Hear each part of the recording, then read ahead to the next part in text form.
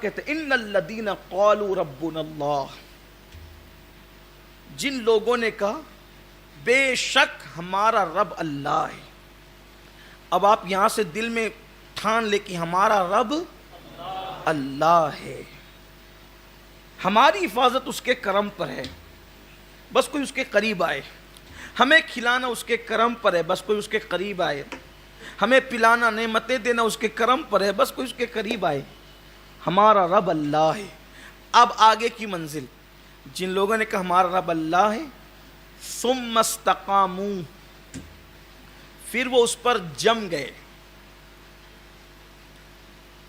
اب جمنا کسے کہتے ہیں؟ اللہ کو رب مان کر جمنا، اسی پر جم جانا، استقامت، اسی پر جم گئے، ڈٹ گئے، حالات کی کوئی پرواہ نہیں، اب جان کی کوئی پرواہ نہیں، اب مال کی کوئی پرواہ نہیں، مان لیا اللہ ہمارا رب ہے، رب ہے۔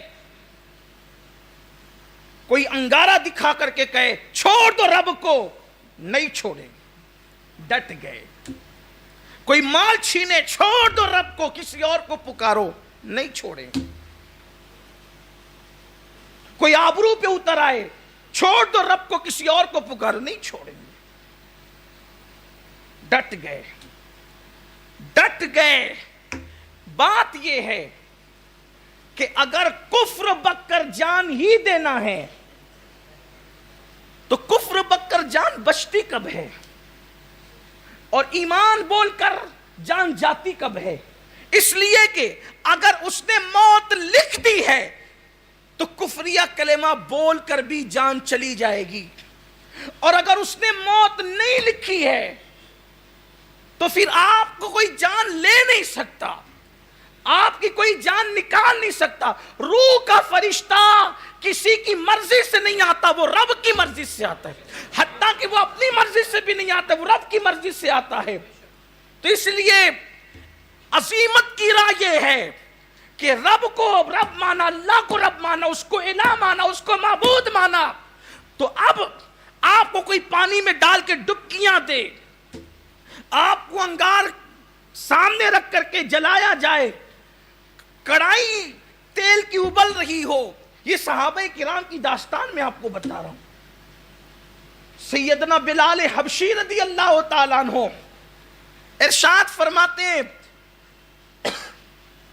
ابن خلف بدبخت کے غلام تھے، جب بلال نے کہا اللہ میرا رب ہے، لا الہ الا اللہ محمد الرسول اللہ پڑھا، تو پہلے بلال کو لالچ دی گئی۔ بلال نے کہا یہ لالچ سے ہم دین نہیں چھوڑتے۔ تو ابن خلف جب مکے میں دھوپ پورے شباب پر آ جاتی تو مکے کی ریتیلی زمین اور پتھریلی زمین پر حضرت بلال کو لے جاتا، ایک دن نہیں، 2 4 6 گھنٹے نہیں، بلکہ روز کا معمول تھا اس بدبخت کا۔ اور لے جانے کے بعد حضرت بلال حبشی کو اس تپتی ہوئی چٹان والی ریت پر، اللہ اکبر، کبھی چٹانوں پر کبھی ریت پر لٹا دیتا، اور ایک بندہ ان کے سینے پہ کھڑا ہو جاتا اور پھر کہتے بول ہمارے حبل کا نام لے، بول ہمارے لات کا نام لے، بول ہمارے عزا کا نام لے۔ جب وہ بدبخت چابک مار کے سینے پہ کھڑے ہو کے کہتے کہ لات حبل اور عزا کا نام لے، یہ ان کے بت تھے، بلال مسکرا کر کہتے احد احد احد، اللہ ایک ہے، اللہ ایک ہے، اللہ ایک ہے، نہ لات خدا ہے، نہ حبل خدا، نہ منات خدا ہے، اگر خدا ہے تو محمد کا رب خدا ہے۔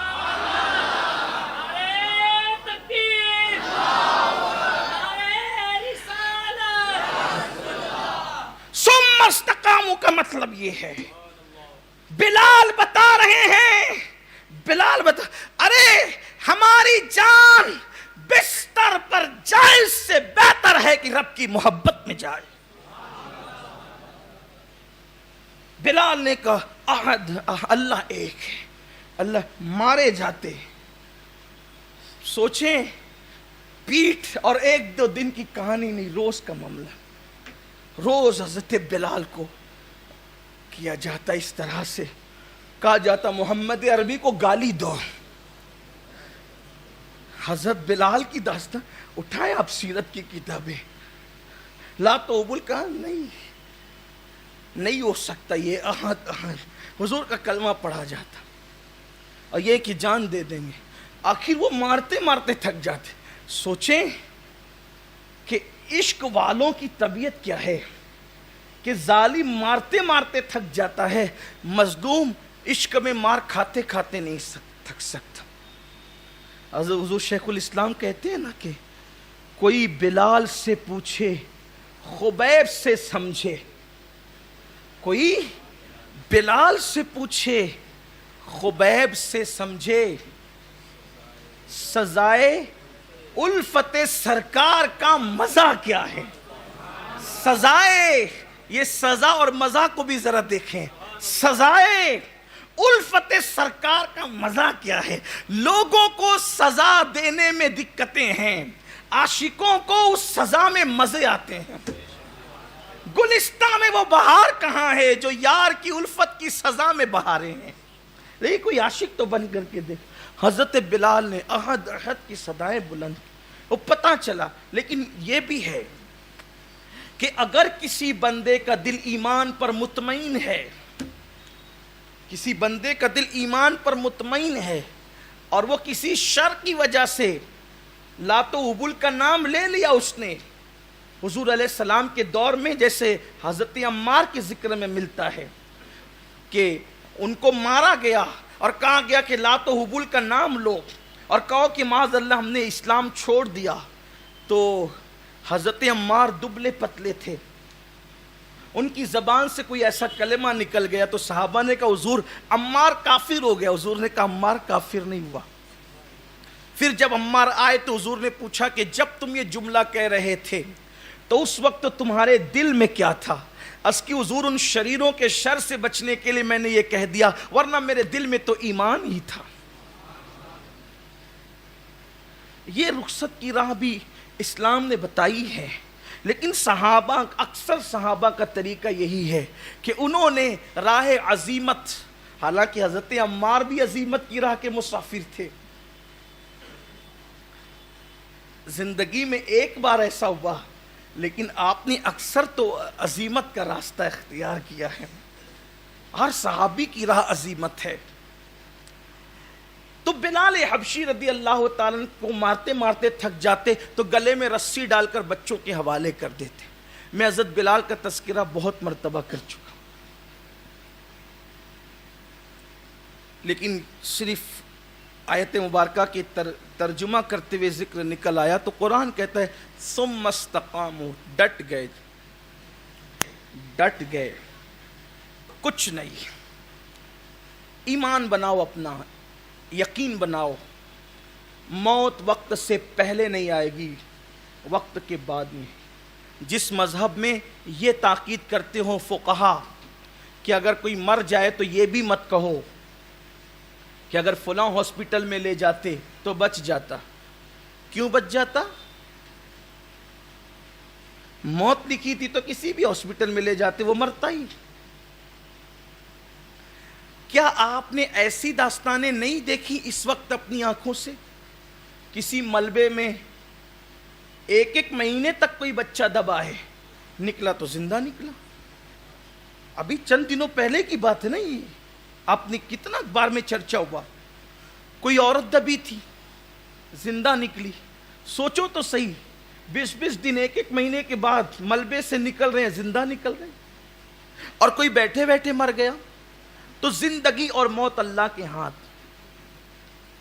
اگر اللہ موت دینا چاہیں، اگر اللہ موت دینا چاہے تو انسان مضبوط کیلوں میں بھی مر جاتا ہے، اور اگر وہ موت نہ دینا چاہے تو پھر انسان میدان جنگ سے بھی سلامت واپس آتا ہے. آپ دیکھیں حضرت سیدنا خالد بن ولید کے مزار پر جب میری حاضری ہوئی، میں جب حضرت خالد بن ولید کے مزار پہ پہنچا ملک شام میں، تو میں نے دیکھا کہ وہاں ان کے کچھ اقوال لکھے ہوئے تھے. میرے دل نے چاہا کہ حضرت سیدنا خالد بن ولید کے اقوال پڑھ دوں. اس میں سے ایک قول یہ تھا کہ میں ہر مرتبہ میدان جنگ میں گیا اس نیت سے کہ میں شہید ہو جاؤں، اور شہادت کے لیے میں دشمنوں کی صف میں گھستا رہا، لیکن مجھے شہادت نصیب نہ. اسی نیت سے گھس جاتا تھا، کیونکہ شہادت بڑی چیز ہے. ڈاکٹر صاحب کہتے ہیں نا، شہادت ہے مطلوب مقصود مومن، نہ مال غنیمت نہ کشور کشائی، دو عالم سے کرتی ہے بیگانہ دل کو، عجب چیز ہے لذت آشنائی. ایک بات یاد رکھنا، بالخصوص اپنی قوم سے کہہ رہا ہوں، اللہ کی راہ میں جو بھی دو گے اللہ اس سے بڑھ کر دے گا، صرف نیت اچھی ہو. مال دیا 10 گنا بڑھ کے ملے گا، اور اچھی نیت ہے 70 گنا بڑھ کے ملے گا، اور اچھی نیت ہے 700 گنا بڑھ کر ملے گا، اور اچھی نیت ہے بے حساب ملے گا. مال دیا تو اس میں برکت ہوگی، ٹھیک، روٹیاں دی برکت ہوگی، زندگی دی اس کے لیے تو ختم کیسے ہوگی؟ یہ مومن کا ایمان ہے، اس کی راہ میں جو بھی چیز دی جائے وہ ختم نہیں ہوتی، اس سے بڑھ کے ملتی ہے. تب آپ کہیں گے تم زندگی دے دی، مر تو گیا، اب کیا ملا؟ تو قرآن کہتا ہے ملا کیا؟ بل احیاء ولکن لا تشعرون، مردہ مت کہو وہ زندہ ہے، تمہیں شعور نہیں، بلکہ کہا مردہ گمان بھی مت کرو، وہ روزی دیے جاتے ہیں، رزق دیے جاتے ہیں. اور شہیدوں کو بعد شہادت لوگوں نے دیکھا، چلتے دیکھا، پھرتے دیکھا. شہیدوں کی بات کر رہا ہوں، چلتے پھرتے دیکھا، اٹھتے بیٹھتے دیکھا. میں وہاں گیا تھا، پٹن گیا تھا، سومناتھ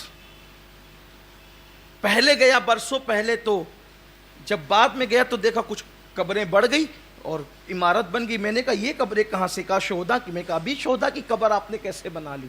تو کہا کہ سمندر کا پانی جب کم ہوا تو اس میں سے یہ قبریں برآمد ہوئی. یعنی سمندر کی موجیں بھی شہیدوں کی قبروں کو مٹا نہیں سکتی.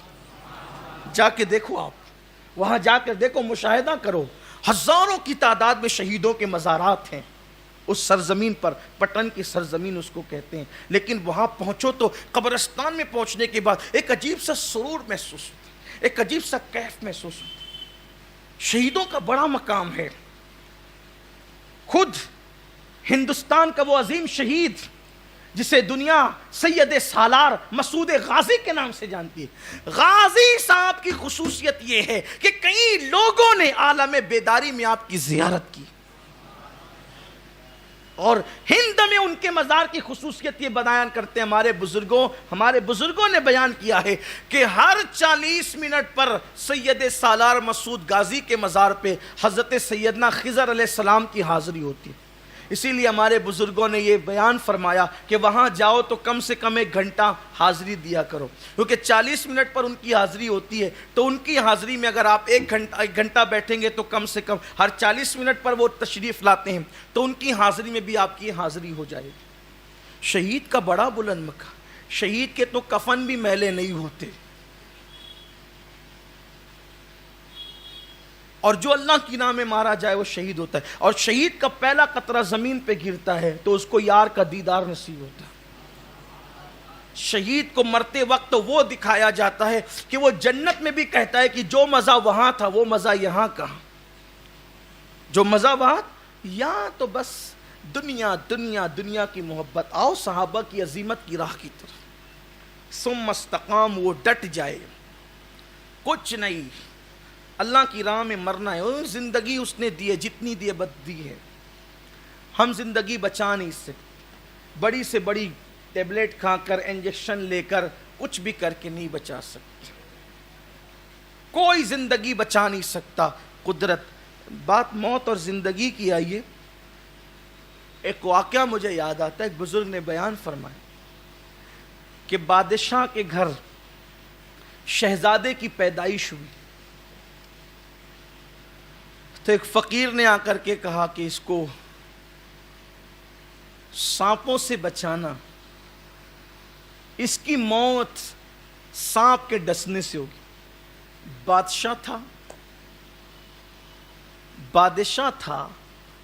اس بادشاہ نے جو ہے وہ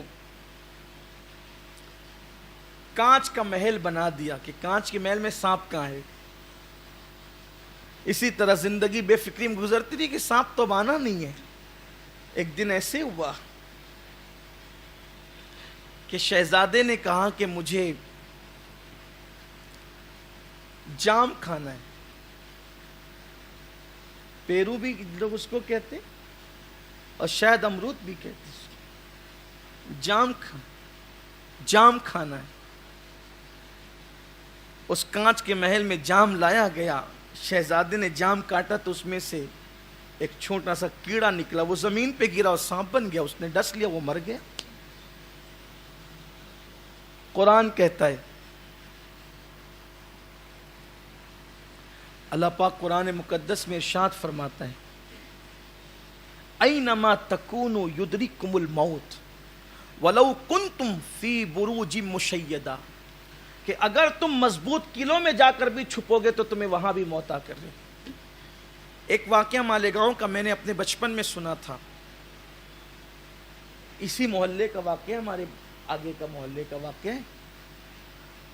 اور ہمارے بڑے اچھے تعلقات تھے نہال نگر میں.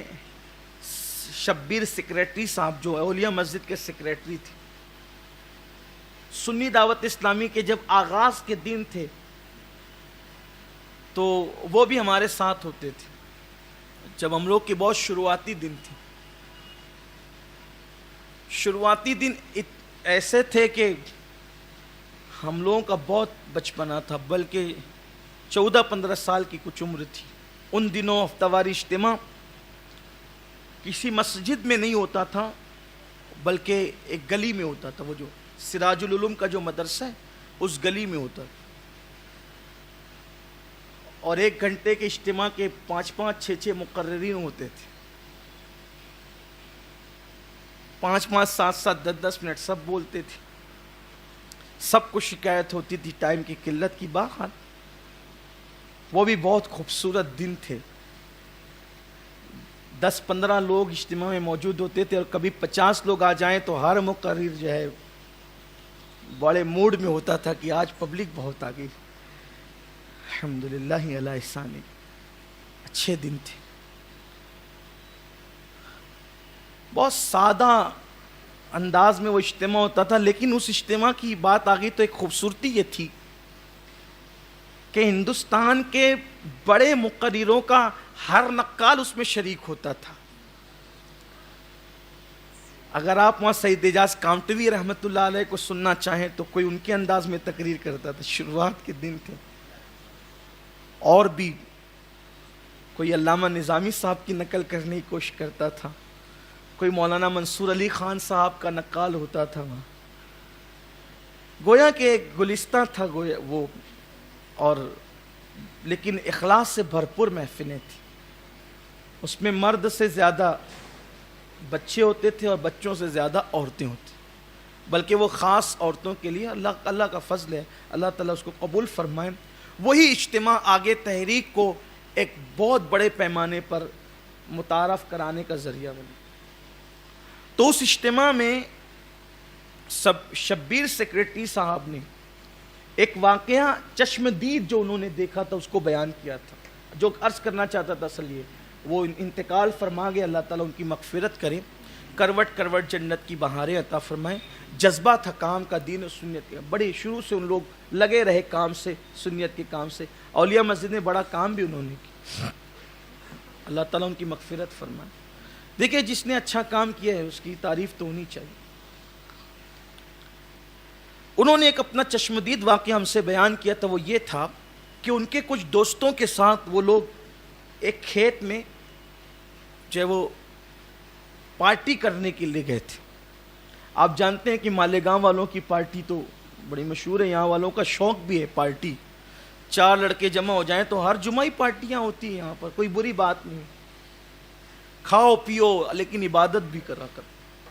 جیسے پارٹی کے لیے ٹائم نکالتے ویسے عبادت کے لیے بھی ٹائم نکال لیا کرو. کوئی بری چیز نہیں ہے. جو منع کرتے ہیں شاید بیچارے وہ دقیانوسیت کے کچھ قریب ہو گئے, ورنہ سیر و تفریح کی کوئی ممانعت نہیں اگر اس میں گناہ نہ کیا جائے. پارٹی کے لیے گئے تھے وہ لوگ, کھانا وانا. اچھا یہ بھی ہمارے یہاں کے لوگوں کا خاص وتیرہ ہے کہ وہ پارٹی کرنے جائیں اور اپنے ہاتھ سے نہ پکائیں تو ان کو ایسا لگتا ہے کہ کچھ ادھوری رہ گئی یہ پارٹی. کھانا پک رہا تھا کھانا پک رہا تھا. کھانا پکتے ہوئے ایسے میں کچھ لوگوں کو استنجا کی حاجت تھی, وہ استنجا کے لیے گئے. جب استنجا کے لیے وہ گئے تو پھر کسی نے ان کو, ایک بندے کو آواز دے کے پکارا. اس وقت وہ نام میرے ذہن میں نہیں آتا ہے. یعقوب, ہمارے حافظ صاحب کہہ رہے ہیں یعقوب نام سے پکارا, یعقوب نام سے پکارا. جیسے وہ کہہ رہا یہ یعقوب ادھر آ, تو ایک بل سے ایک سانپ نکلا اور باہر آ کر اس نے ادھر ادھر دیکھا, اور جب اس کو یعقوب نظر نہیں آیا تو وہ اندر چلا گیا. یہ انہوں نے اپنی چشمدید واقعہ بیان کیا ہم لوگوں سے, اور آپ جان رہے ہیں کہ حافظ صاحب نام بھی بتا رہے ہیں تو اس کا مطلب حافظ صاحب بھی اس سے واقف ہیں. اس نے ادھر ادھر دیکھا, پھر وہ چلا گیا. پھر لوگوں نے کہا یہ اتفاق ہوگا, پھر وہ کہا یعقوب ادھر آ. وہ پھر باہر نکلا. حالانکہ خاص بات یہ ہے کہ سانپ کے کان نہیں ہوتے, سانپ کے کان نہیں ہوتے. جانوروں میں مچھلی بغیر زبان کی جانور ہے اور سانپ بغیر کان کا جانور ہے. محققین نے اس لیے اس کو لکھا کہ اس کے کان اس لیے نہیں ہیں کہ جب حضرت یوسف علیہ السلام کے بھائیوں نے یوسف کو کنویں میں ڈالا تو قدرت نے سب سے کہا کہ سب اپنی اپنی جو ہے وہ بلوں کے اندر چلے جاؤ, میرا بندہ یوسف آ رہا ہے. وہ سب چلے گئے سن کر کے. یہ بیٹھا رہا کہ میرا کام تو ڈسنا ہے, میں تو ڈسوں گا. تو قدرت نے گویا کہ کہا تو نے سنا نہیں, تو اس کے کان چھین لیے گئے. اس لیے سانپ کے کان نہیں, سانپ سنتا نہیں ہے لیکن وہ اندازے سے محسوس کر. دیکھو قدرت کی کیا شان. مکہ کو سنے تھوڑی آتا ہے, لیکن اگر آپ کے ہونٹ ہلے تو وہ پہچان لیتا ہے بول کیا رہے. یہ اللہ کی شان ہے. تو پھر پکارا تو پھر وہ نکلا اور ادھر ادھر دیکھا اور پھر اندر چلا گیا. جیسے وہ یعقوب کو پہچانتا, یہ اللہ کی قدرت. جیسے وہ یعقوب کو پہچانتا. اب دوستوں نے مشورہ کیا کہ یہ ہم یعقوب کو پکارتے ہیں, یہ باہر آتا ہے, کہیں یہ نقصان تو نہیں پہنچائے گا یعقوب کو. یعقوب سے کہا دیکھ تو آنا مت, ہم پکاریں گے تجھے, اور جیسے اب وہ باہر نکلے گا تو ہم اس پہ حملہ کر دیں گے, مار ڈالیں گے اس کو. اب یعقوب کو کہا یعقوب یعقوب, یعقوب کو آواز دیتے رہے. سانپ باہر آیا, یہ سب کے سب اس پہ ٹوٹ پڑے اور اس کو مار ڈالا. مار ڈالا تو ہو گیا, اس کا قصہ ختم. یعقوب آیا اور یعقوب آنے کے بعد اس نے سانپ کو دیکھا, اور سانپ کو دیکھ کر کے اس نے پیر مارتے ہوئے کہا اچھا تو میری موت بن کر کے آیا تھا, تو میری موت بن. اس کو پیر سے مارنے لگا. پیر اس کو مارتے مارتے جو سانپ کا دانت تھا, مردہ سانپ کا دانت, اس کے انگوٹھے میں چبھ گیا, اور وہی دانت انگوٹھے میں چبھنا اس کی موت کا سبب بن گیا. یعنی اگر آپ یہ سمجھتے ہیں کہ زندہ سانپ آپ کی موت کا سبب بن سکتا ہے تو یہ قدرت ہے کہ اگر آپ سانپ کو مار بھی دیں اور اسی کے ڈسنے سے آپ کی موت لکھی ہے تو مردہ سانپ کا دانت بھی کسی کی موت کا سبب بن سکتا ہے. اور اگر قدرت نے موت نہیں لکھی ہے تو ہزاروں سانپ مل کر ڈس لیں پھر بھی انسان کی زندگی ختم نہیں ہوتی. تو یہ یقین کر لو, یہ یقین کر لو کہ موت قدرت کے اذن کے بغیر نہیں آئے گی. ایمان اپنا ہے اور ایمان ہونا چاہیے. اس لیے موت سے ڈرنا چھوڑ دو, موت کا خیال دل سے نکال دو. جب آئے گی تو مہلت نہیں ملے گی, اور جب نہیں آئے گی تو پھر تمہارا کوئی کچھ بگاڑ نہیں سکے گا. ثم استقاموا, ڈٹ جاؤ یہ کہہ کے کہ ہمارا رب اللہ ہے. جب ڈٹ جاؤ گے تو صلہ کیا ہے؟ اب ڈٹ گئے, آپ اکیلے ہیں, کوئی ساتھ نہیں, کوئی ساتھی نہیں, کوئی سنگت نہیں, کوئی مددگار نہیں, کوئی امداد کرنے والا نہیں. میرا اللہ قرآن میں کہتا ہے ڈٹنے والوں کو انعام یہ ہے تتنزل علیہم الملائکہ. جب کوئی آپ کا مددگار نہیں رہتا, اللہ کو رب مان کر ڈٹنے کے بعد قرآن کہتا ہے اس پر ملائکہ کا نزول ہوتا ہے. تتنزل علیہم الملائکہ, اور فرشتے آ کر اس کو تسلی دیتے ہیں اللہ تخافوا ولا تحزنوا وابشروا بالجنۃ التي کنتم توعدون. گھبرانا مت, خوف مت کھانا, گھبرانا مت, خوف مت کھانا. وابشروا بالجنۃ التي کنتم توعدون. کہتے ہیں موت سے پہلے کہتے ہیں دنیا کے اندر اس جنت کی بشارت لے لے جس کا تجھ سے وعدہ کیا. مرنے سے پہلے جنت کی مناظر اس کو بتائے جاتے ہیں، اور پھر فرشتے کہتے ہیں نحن اولیاؤکم فی الحیات الدنیا و فی الآخرہ، ہم تیرے دنیا میں بھی مددگار ہیں اور آخرت میں بھی مددگار۔ پھر آگے اور بھی قرآن مقدس اس کو بیان کرتا ہے۔ اب اختتام پر آتے ہیں۔ اس آیت کے ضمن میں آپ دیکھیں صحابہ نے کیسے استقامت پہ ڈٹ کر باطل کا مقابلہ کیا، اور اس کے نتیجے میں ان کو کیا نصیب ہوا۔ اگر ایک مسلمان ایمان پہ ڈٹ جائے تو کئی کافروں کی وہ ہدایت کا ذریعہ بن جاتا ہے۔ بس ایک بات اور اس کے بعد گفتگو مکمل انشاءاللہ۔ ایک صحابی ہیں حضرت سیدنا خبیب رضی اللہ تعالیٰ، ایک ہے خباب اور ایک ہے خبیب۔ حضرت خباب جیے ہیں، انہوں نے بھی بڑے دکھ سہے ہیں۔ ایک مرتبہ فاروق اعظم کے دربار میں یہ بات نکلی کہ حضرت بلال نے زیادہ دکھ سہے ہیں دین کی راہ میں یا حضرت خباب نے؟ تو حضرت خباب نے حضرت عمر سے کہا تھا بلال سے زیادہ دکھ میں نے سہے، اس لیے کہ مجھے انگارے دہکائے جاتے اور دہکتے ہوئے انگاروں پر مجھے لٹا دیا جاتا، اور بڑی سی چٹان میرے سینے پہ رکھ دی جاتی اور کہا جاتا لات و حبل کا نام لو، محمد عربی کو چھوڑ دو۔ تو خباب کہتے کہ میں کبھی لات و حبل کا بتوں کا نام نہیں لیتا، محمد عربی روحی فدا صلی اللہ علیہ وسلم سے رشتہ توڑنے کی بات نہیں کرتا، حتیٰ کہ میرے سینے پہ جب چٹانیں رکھ کر مجھے اسلام سے دور کرنے کی کوشش کی جاتی تو میری چربی پگھلتی، اور چربی پگھلنے سے وہ کوئلے ٹھنڈے پڑ جاتے۔ آگ ایک مقام پہ قرآن کہتا ہے کیا تم یہ گمان کرتے ہو کہ لا الہ الا اللہ کہنے کے بعد تم جنت میں چلے جاؤ گے، حالانکہ اللہ نے ابھی تمہارا امتحان نہیں لیا، اللہ نے ابھی تمہیں آزمایا نہیں۔ کیا تم یہ سمجھتے صرف کلمہ پڑھ کے تمہیں جنت میں آزمائش ہو؟ صحابہ کو آزمایا کیا؟ حضرت عمار، حضرت یاسر، حضرت سمیہ، حضرت زنیرہ،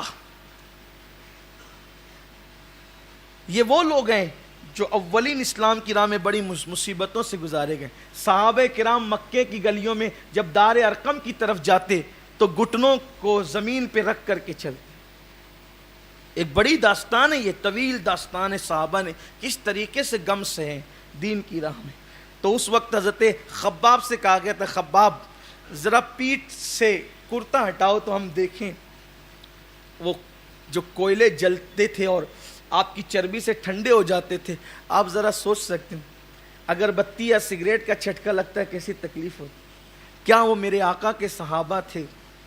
کوئلوں پہ لٹا کر کے سینے پہ اگر کوئلے نیچے نہ بھی اور سینے پہ صرف چٹان رکھ دی جائے کیا حالت ہوگی؟ سانس رک جائے گی آدمی۔ لیکن وہ کیا لوگ تھے، عشق نے ان کو کتنا پاورفل کر دیا تھا، محبت رسول نے ان کو کتنا مضبوط کر دیا تھا۔ جب عشق ہو جائے نا تو پھر کوئی چیز حیثیت نہیں رکھتی، بلکہ محبوب کی محبت میں مار جو ہے انسان کو ایک عجیب سا مزہ دیتی، کیف دیتی، لذت دیتی۔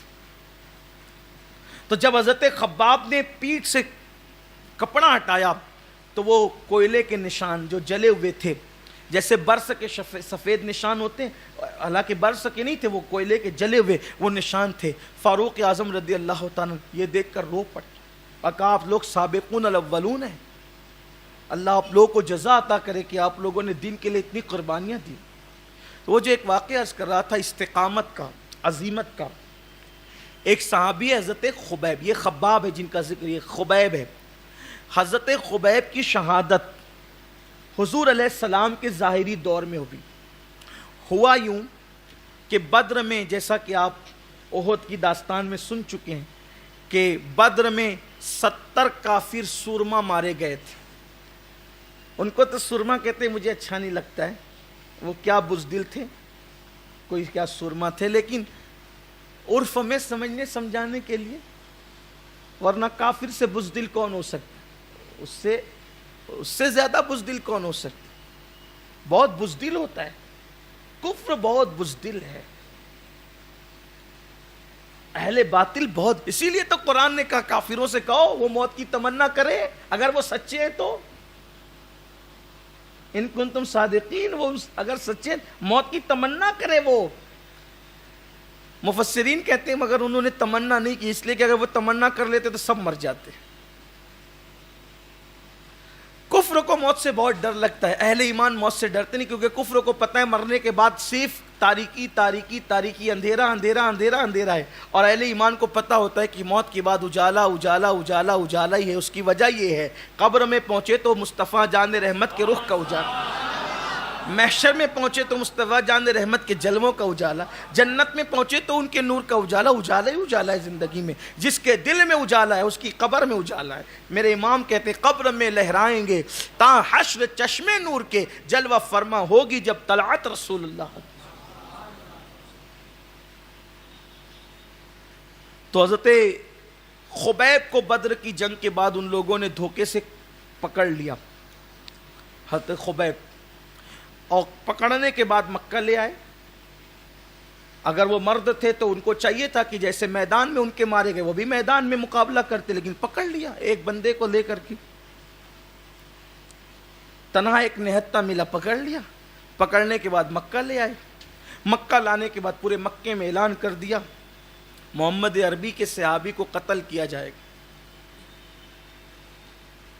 جو یہ منظر دیکھنا چاہتا ہے وہ تنعیم پر آ جائے، جہاں آج کل مسجد عائشہ ہے، اس لیے کہ وہ لوگ کافر تو تھے لیکن اتنا احترام تو وہ بھی کرتے تھے کہ حدود حرم میں کسی کو قتل نہیں کیا جا سکتا۔ ان کے یہاں ایک موروثی طور پر ایک یہ نظریہ چلا آ رہا تھا۔ مجھے حیرت ہے، وہ مشرک تھے لیکن ان کو حدود حرم کا اتنا لحاظ تھا، لیکن یہ خادم الحرمین شریفین کو اتنا بھی لحاظ نہ رہا، حدود حرم کی اندر کی قبروں پہ بلڈوزر چلا دیے، مزارات پہ بلڈوزر چلا دیے۔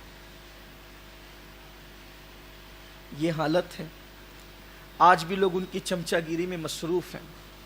نہیں جی، وہ تو خادم الحرمین شریفین ہیں، یہی خدمت کی کہ جن مزارات کو حضور نے اپنے ہاتھوں سے بنائے تھے آپ نے شہید کر دیا، یہ کہہ کر کہ مزارات کا کوئی تصور نہیں، اور حدیث غلط مقام پہ پڑھتے ہو کہ اللہ کے رسول علیہ السلام نے، توجہ، ایک حدیث بہت پڑھی جاتی ہے کہ حضور علیہ السلام نے مولا علی کو فتح مکہ کے بعد بھیجا کہ جتنی قبریں اونچی ہے سب گرا دو، ٹھیک۔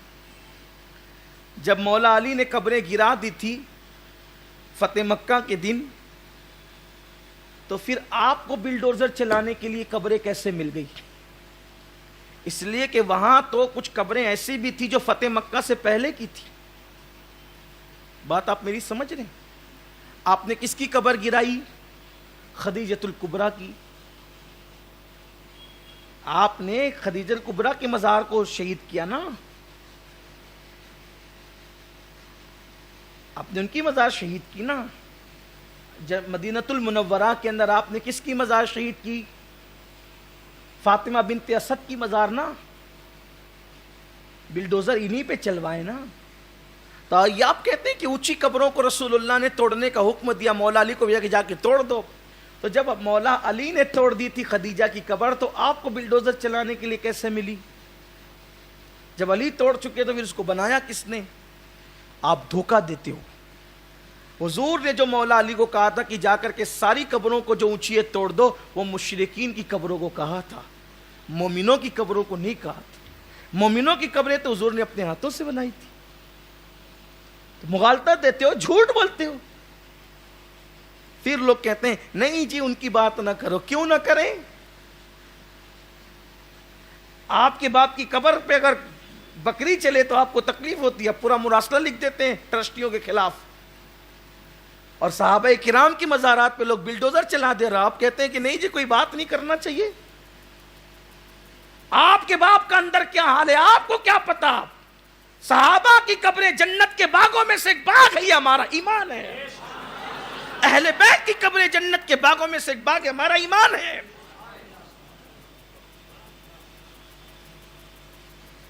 لیکن یہ دہشت گردی بہت دنوں تک نہیں چلے گی۔ ہمارے دادا مرشد نے دعا کی تھی، تیرے حبیب کا پیارا چمن کیا برباد، الہی نکلے یہ نجدی بلا مدینے سے۔ بہت جلد خاتمہ، ظلم بہت دن تک نہیں رہتا۔ اور آپ سے بھی کہتا ہوں تھوڑا آپ بھی اس کا خیال کیا کریں۔ لوگ بہت زیادہ نیوٹرل بننے کی کوشش کرتے ہیں. ٹھیک ہے, دنیاوی معاملات اپنی جگہ رکھیے, لیکن ہم لڑنے مرنے مارنے کی بات نہیں کرتے, لیکن کم سے کم اتنا تو ہے کہ جو صحابہ اور اہل بیت کی قدر نہیں کرتے, کم سے کم آپ اس سے دوری تو بنا سکتے ہیں. اتنا تو آپ کو کرنا ہی چاہیے, ورنہ پھر ایمان کہاں رہ جاتا ہے, کیسے رہ جاتا ہے.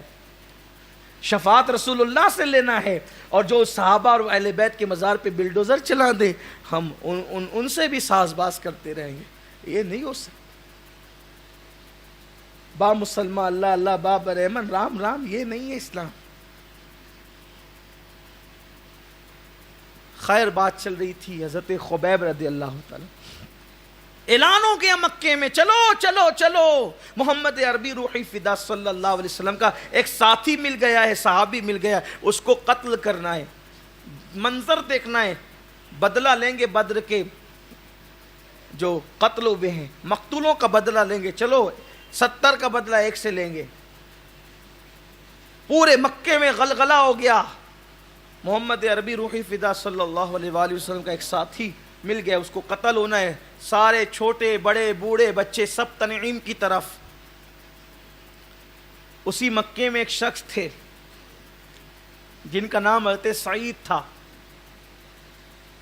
ابھی وہ ایمان نہیں لائے تھے, اسلام قبول نہیں کیے تھے, اور خبیب اسلام قبول کرنے سے پہلے سعید کے دوست تھے. سعید نے سنا کہ خبیب نام کا کوئی صحابی پکڑا گیا, اسے قتل کیا جائے گا, تو سوچا کہ یہ خبیب تو میرا دوست ہے.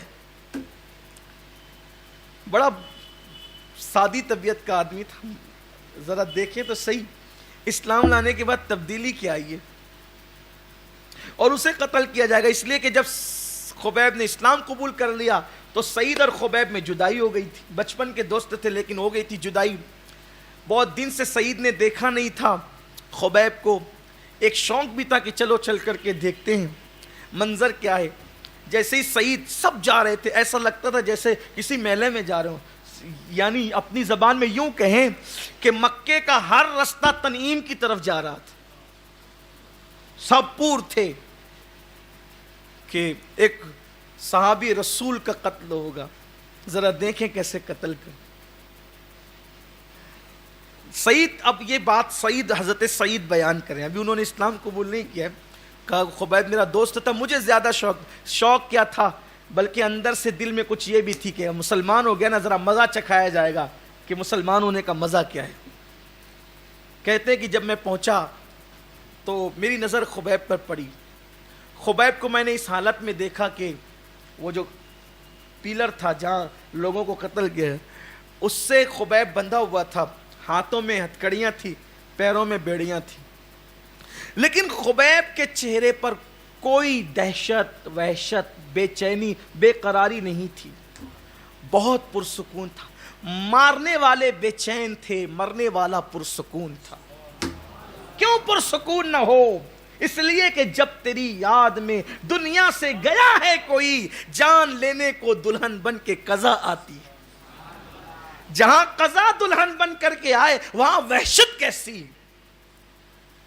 مومن کی موت بہت پرسکون ہوتی ہے, بشرط یہ ہے کہ مومن کی موت ہو, ایمان پر موت ہو. میں بار بار اپنے لوگوں سے کہتا ہوں, ایکسیڈنٹ کی موت بری موت نہیں ہے, دیوار کے نیچے دب کر کوئی مر گیا تو بری موت نہیں ہے. کفر اور گمراہی کی موت بری موت ہے, ورنہ ایمان کی موت جہاں آئے جیسے آئے وہ بڑی اچھی موت ہے. سعید کہتے ہیں کہ بڑا پرسکون چہرہ تھا, حالانکہ اتنا بہادر نہیں تھا خبیب جب اسلام قبول نہیں کیا تھا جتنا میں جانتا تھا. اس لیے کہ سعید تو اسلام قبول کرنے سے پہلے کی زندگی, اتنا بہادر نہیں تھا وہ جتنی بہادری سے کھڑا تھا. سعید کو کیا پتا تھا آج, اس لیے کہ سعید ابھی مسلمان نہیں تھے, انہیں کیا پتا تھا کہ عشق رسول کتنا مضبوط کر دیتا ہے آدمی کو, اندر سے کتنا مضبوط کر دیتا ہے, کتنا بہادر کر دیتا ہے. یہ بہت بڑی طاقت ہے جسے عشق رسول کہتے ہیں, بڑی قوت ہے جسے عشق رسول کہتے ہیں. محبت رسول کی قوت بڑی ہے. کوئی ان سے عشق کر کے تو دیکھیں, کوئی ان سے دل لگا کر تو دیکھے. دل لگانے پر مصیبتیں آتی ہے لیکن انسان مضبوط ہو جاتا ہے، چٹانیں ریزہ ریزہ ہو جاتی ہے، اتنا مضبوط ہو جاتا ہے انسان۔ عشق مصطفیٰ اس طاقت کا نام ہے، اس قوت کا نام ہے۔ قرآن کہتا ہے وَأَنْتُمُ الْعَالَوْنَ إِن كُنْتُم مُؤْمِنِينَ، تم ہی سربلند ہو، تم ہی کامیاب ہو اگر تم مومن ہو، اور مومن وہی ہے جو عاشق رسول ہے۔ بلکہ کہا گیا